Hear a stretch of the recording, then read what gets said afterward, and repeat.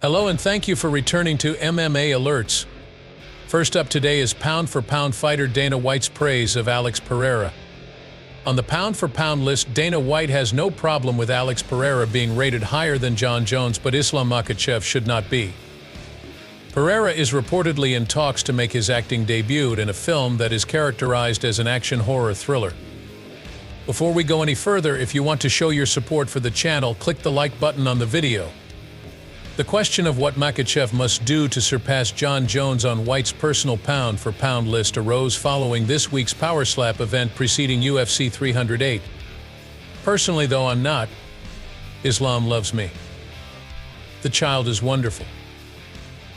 A hard worker he is. He engages in combat with all individuals. Truly, I am stating the truth. The topic of artificial intelligence eventually dominating the UFC rankings was also discussed during his interview with TNT this week. This week, we actually met to discuss and plan how to tackle it.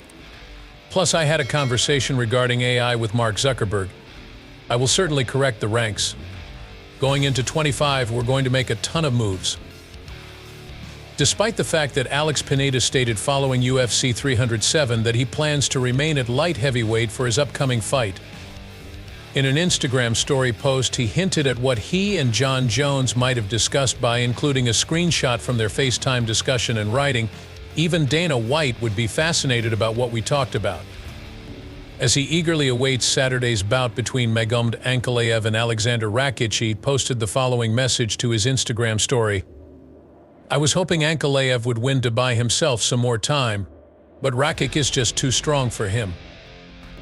In addition to his victory over Adi Osborne at UFC 306, Pereira was filmed training with Ronaldo Rodriguez in the gym. Rodriguez fights at flyweight like this, 2 or 3. Very well, lecturer, how many stages? 3-5-30 Bjik, go, great work, go, go, go, you have it, once more, go, go, go. Ariel Helwani expresses doubt about new UFC recruit. Doroshack Nobletov, an undefeated fighter, took full advantage of his opportunity to speak at Thursday's UFC 308 press conference to inform Dana White that he wants a bout with the UFC. Later that day, Dana offered an update to TMZ Sports during an interview, explaining that he has booked Nobletov a bout that might lead to a UFC contract if he wins, even if he isn't immediately placing him in the UFC. "We have hardly spent the past half an hour putting this together. That child definitely hits me up. That was not prearranged. That man was new to me. He was going to say that? I had no idea, and we investigated it. Seems like he's undefeated. He professes to be undefeated. As far as the Russian conflict is concerned, you can never tell. Therefore, I will be traveling to Korea in order to participate in Dana White's YouTube fight search. The zombie from Korea is acting. He launched his own advertising campaign. I am seeking a confrontation on December 14th, South Korea. He's going to put that kid on the card. I'm telling you, what he has will be revealed that evening." Ariel Helwani, on the other hand, has some doubts about it all, claiming on the boys in the back that it brought to mind an incident resembling Mickey Gall's call-out of CM Punk, which was obviously staged, as well as a comparable situation in WWW. Santino Marella, an Italian wrestler, was placed in the front row. He signaled for his shot by raising his hand. He was placed there, I believe, in opposition to Umaga. This is a remarkable occasion for him. Then out of nowhere, he's the one from Italy who was chosen at random. Essentially, it's the same thing. Wow, I was just wondering what it would be like if they put this kid in there and told him to be the one to raise his hand and fulfill his goal. Truly it is. That can't have been the case, in my opinion. I really admire Dana for pulling it off. Regardless, Helwani was pleased with Thursday's outcome. The remarks made by Ilia Topuria make Belal Muhammad giggle. Belal Muhammad finds the idea that undefeated welterweight champion Ilia Topuria could challenge him for the belt amusing.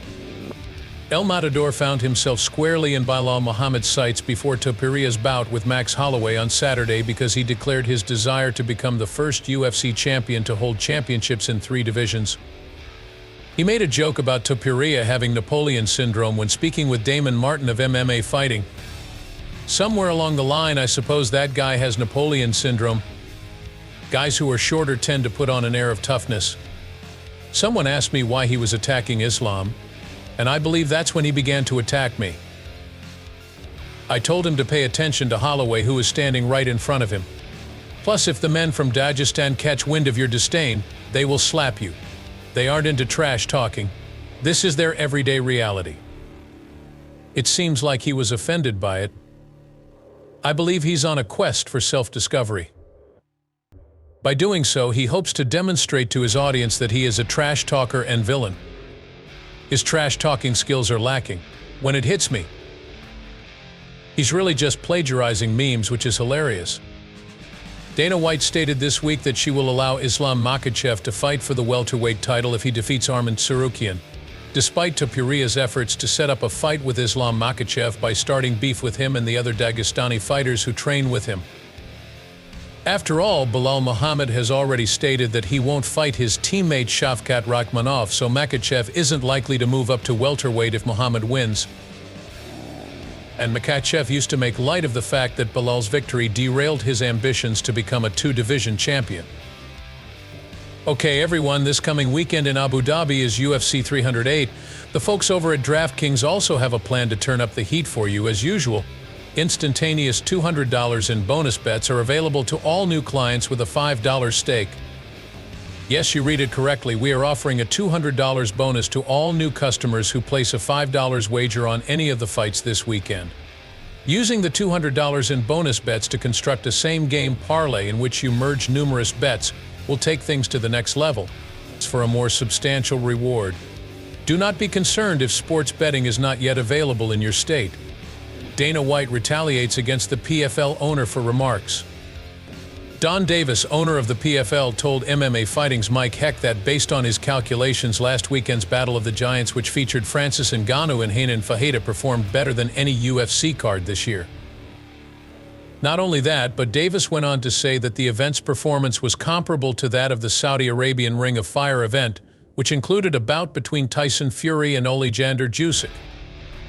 According to our data, this event had more viewers than any other UFC event this year, with the exception of Ring of Fire, which, well, was Ring of Fire. In all honesty, it hasn't been this big in boxing for the past 5 years. Don Davis revealed the figures he was referring to on social media. They revealed that 326 million people viewed the Battle of the Giants events video, and that it reached viewers in 160 countries. Dana White denied the accusation and all mention of a potential PFL-UFC rivalry during Thursday's Power Slap press conference, making light of the fact that Power Slap is outpacing the PFL. Yes, initially the PFL ought to refrain from mentioning the UFC. Not even Power Slap can withstand their wrath. Power Slap annihilates PFL, isn't that right? PFL Fight Week had 326 million views, Power Slap 19.2 million followers, and the PFL 10 million video views. It was 690 million for Power Slap 8. Don Davis has been silent thus far, but he has proved that he is not afraid to criticize Dana White or bring up the UFC. So it's reasonable to assume that he might retaliate against Dana in the coming weeks. United Fighting Championship news: examining today's UFC news will get you ready for this weekend's UFC 308 event. Charlie Campbell has withdrew from his bout with Mauricio Rufy at UFC 309. While details surrounding Campbell's situation remain sketchy at this time, MMA Junkie reports that the UFC is frantically seeking an opponent for Rufy in order to keep him on the show.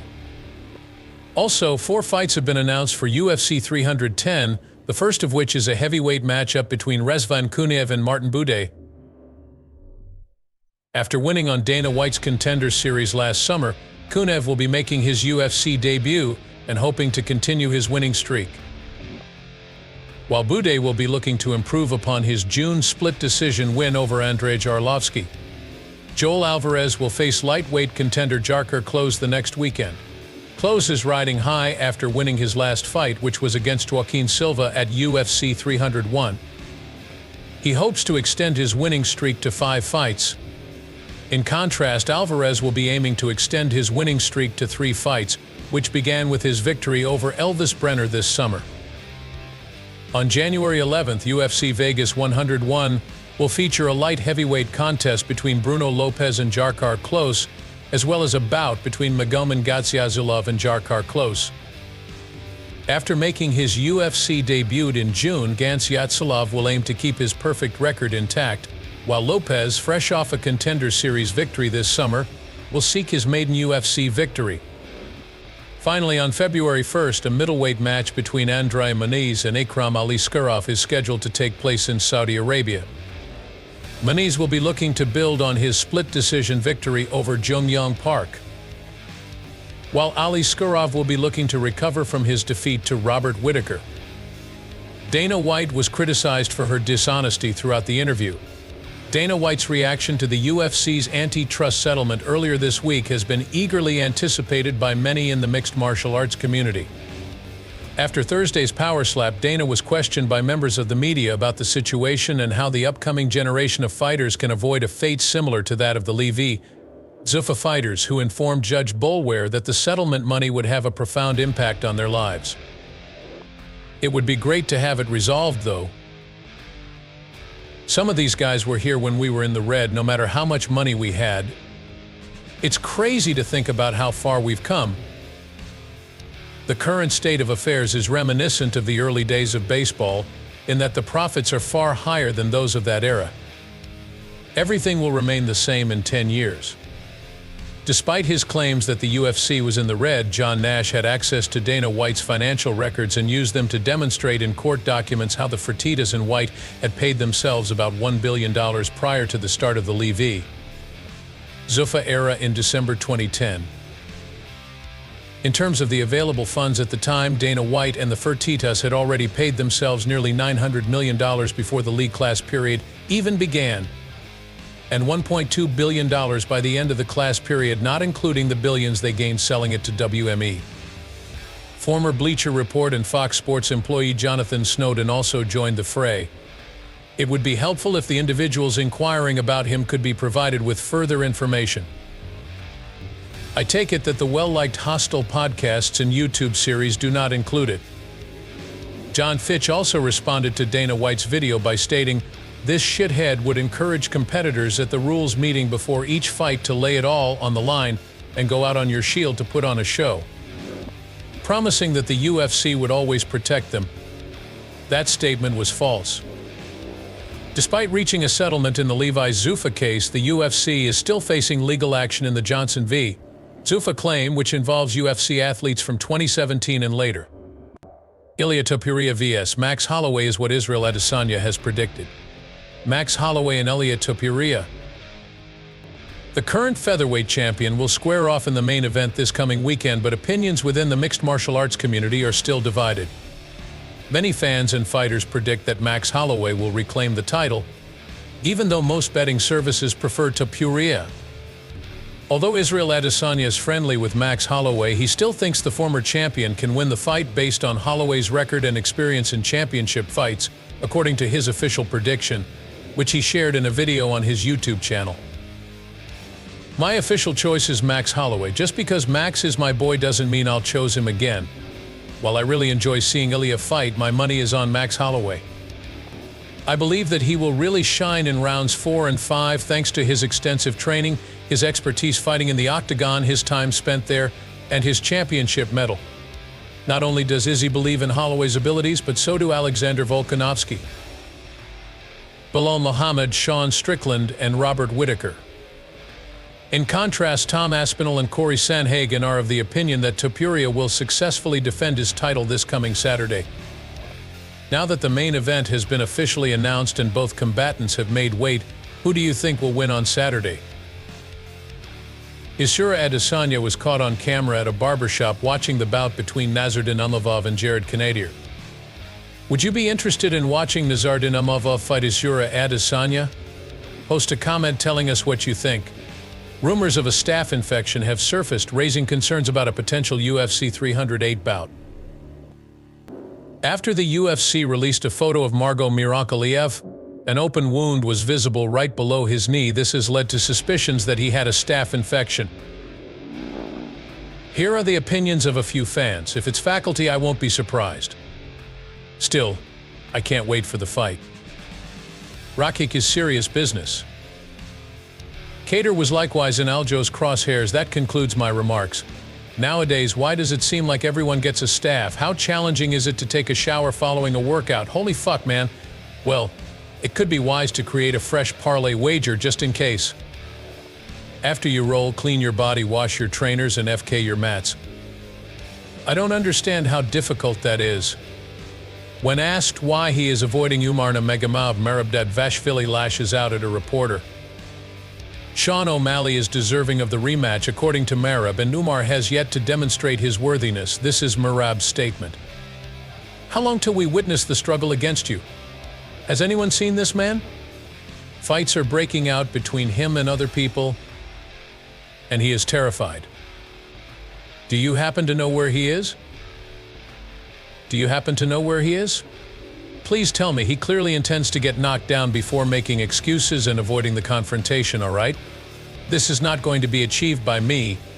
Do you know that I never decide who to fight next? Decisions are not my strong suit, okay? I will fight Omar if Dana White orders me to, all right? However, guess what? I don't think Omar should fight me. It is only fair that Shandaman and I square up, and I intend to do just that. He is deserving, and Omar must then demonstrate that I will challenge him in a battle. Give me the answer to your query. Important remarks as an exemplar of why the rankings aren't entirely useless. The fact that Colby is still in the top 5 is astounding. Hey, I was under the impression that Hamza was leaving, and I prayed for his son. Usman and Burns were narrowly defeated by Chimaev. Let's put the poet and discussion on pause for a while. There is little question that Whitaker will be working as a presenter for the UFC.